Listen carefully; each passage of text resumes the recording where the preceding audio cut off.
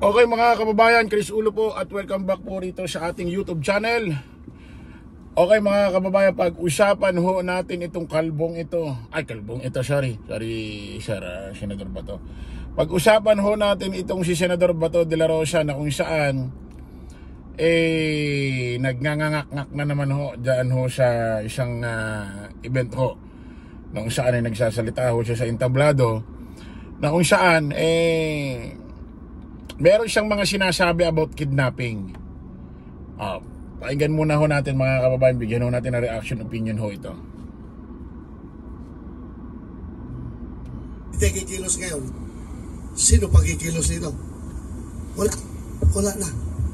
So dapat magkakaisa tayo. Alam ko, kayang-kaya nyo yan. Sa inyong kinasakupan, mga barangay kapitan, kontrolado ninyo inyong mga lugar.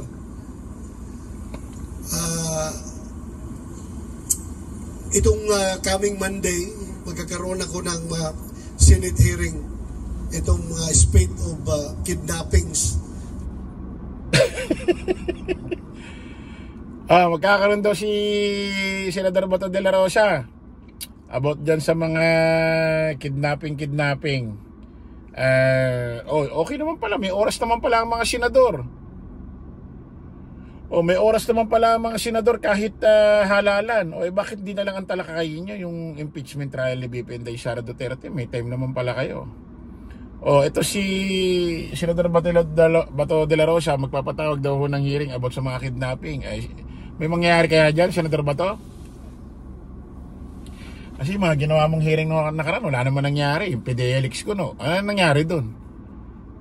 Kahit sa yata, wala yatang nakasuhan.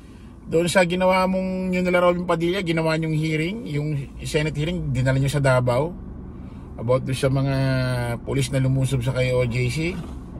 Ano nangyari doon? Wala.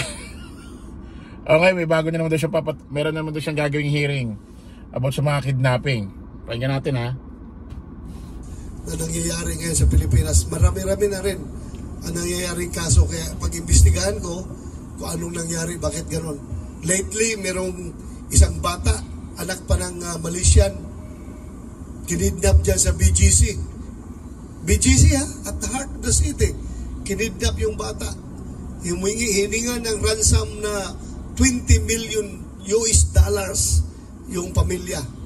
At nung hindi nakabigay, pinutol yung daliri ng bata. Pinicturan talaga. Pinadala sa parents, sa putol na yung kalingkingan ng bata. Putol. So, ibig sabihin, itong mga walang hiyang kriminal na ito, duda pa tayo na ito'y hindi mga Pilipino. Ito'y mga foreigners. Most likely, ito'y mga Chinese. Kasi hindi yan... Ayan ha. Speaking of Chinese.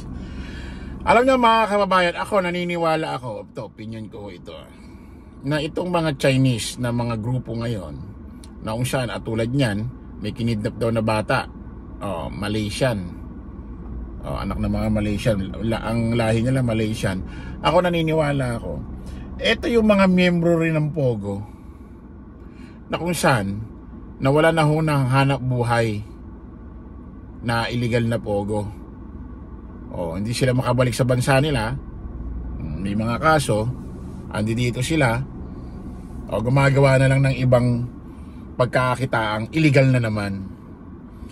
Kaya nga malaki pananagutan nito ni Digong Kasi nga mga kababayan, inuulit ko sa inyo nakapasok ang Pogo rito. Nakilala lang natin, narinig lang natin ang mga Pogo. Administrasyon Duterte lang naman Doon lang naman na mayagpag yung mga yan. Kaya nagpuntahan dito kasi alam nila may Pogo. Dito sila nagtrabaho. Kasi alam nila bawal yan doon sa bansa nila. Kaya yung mga bawal, dito nila ginagawa sa Pilipinas. Sabi ko nga sa inyo, yung mayor ho ng Baguio, si Magalong, yung sa kanyang interview sa balita nung nakaraang taon, 2024, may mga kumakausap sa kanya, nagpapaalam na baka po pwede naman, baka paglagay sila ng Pogo doon sa lungsod. Inooperan pa yata ng pera ito si Magalong. Inooperan, yung Magalong hindi pumayag. Ayaw niyang mababo yung kanyang lugar, yung kanyang lungsod na hinahawakan, yung Baguio. O sabi ko nga, kung yung mayor ng Baguio inoopera ng pera para makapasok itong pogong ito, pwede kaya nating maigisip na si Digong ang laking ang laking natanggap ng pera niyan sa Chinese, sa mga sindikato nitong pogo na ito. Isipin mo, yung mayor ng Baguio inooperan may opera hindi nga lang pumayag yung tao, yung mayor ayaw niya mababo yung kanyang lungsod.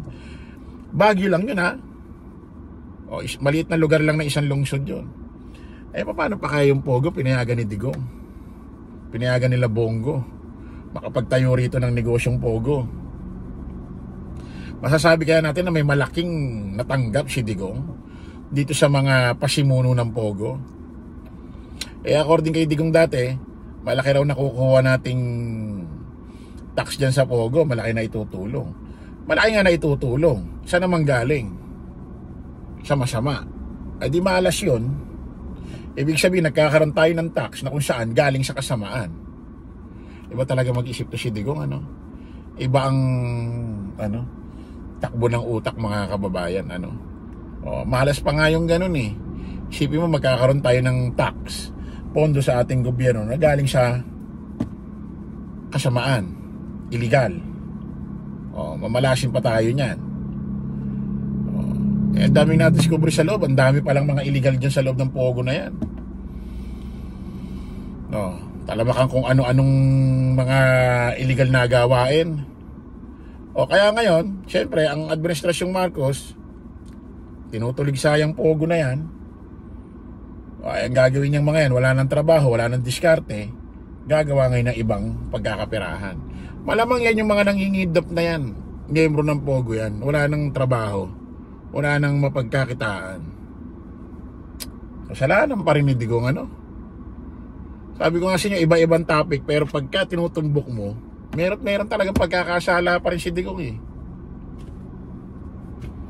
Yan gawain ng organized crime group ng Pilipinas na ganun ka violente, na ganun ka ruthless, na kalingkingan ng bata, puputulin. Kaya tama yung gagawin mo, Senador Bato de la Rosa, magpatawag ka ng hearing.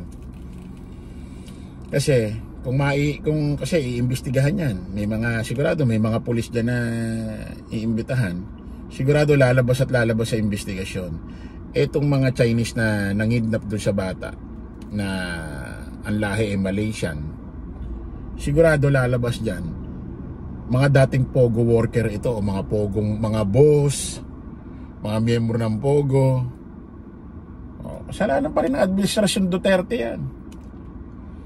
Dumami ang mga Chinese dito dahil sa kumpanya na yan, sa company na yan. Tuloy ipakita sa parents.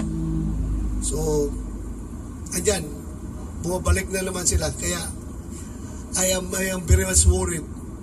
Hindi natin to kayang sugpuin kung hindi tayo magkakaisa. So, ako'y nakikiusap sa inyo. In your only... So, paano magkakaisa tayo? Yung mga kakampo mo, inaawa yung gobyerno. Anak ng...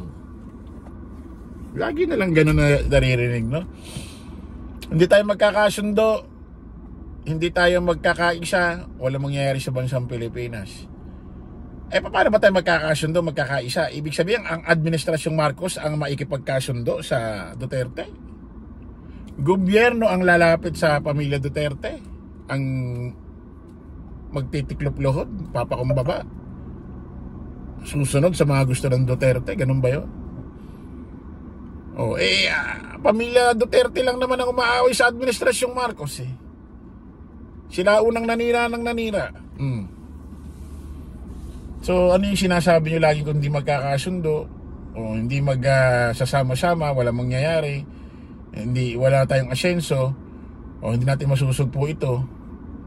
Kakampo mo Kakampo mo ang mga bumabanat sa gobyerno, mga kakampo mo ang ayaw magpasakop sa gobyerno.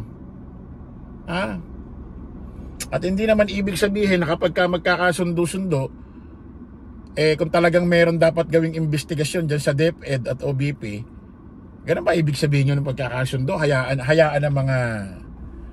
si BP Inday Sara na kung sakaling may nangyari talagang korupsyon niya, hayaan na lang, wag na imbestigahan. Kasi pag nangyari yan, magkakaroon ng alitan. Ganun ba yun?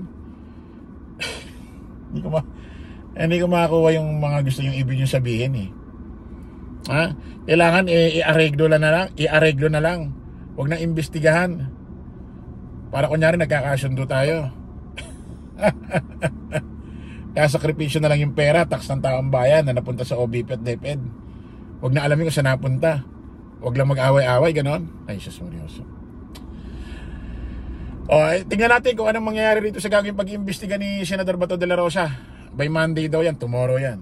Maraming salamat po mga kababayan. Kita-kita ulit tayo sa panibagong live, panibagong vlog. Paalam po pa samantalangin yung lingkod Dos Crisula. Lagi natin tatandaan doon, follow the majority, follow the right way. Maraming salamat. Kita-kits po tayo ulit. Bye-bye.